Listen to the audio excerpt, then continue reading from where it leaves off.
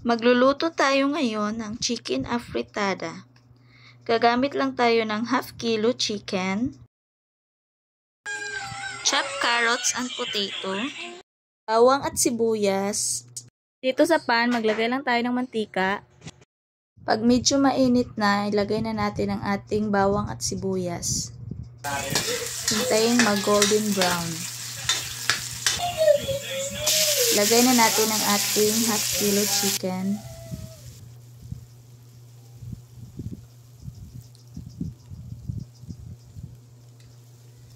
Halu-haluin.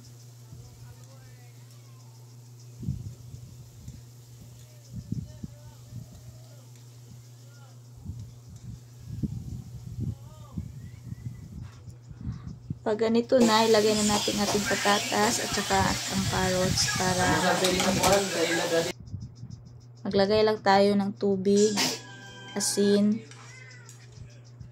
at haluin. Hayaang kumulo. Pag kumulo na, maglagay lang tayo ng afritada sauce at halu-haluing mabuti. Ayan na, halong-halo na, maglagay lang tayo ng green peas. And ready to serve. Ganun lang siya ka-easy gawin. Thanks for watching. Kain tayo.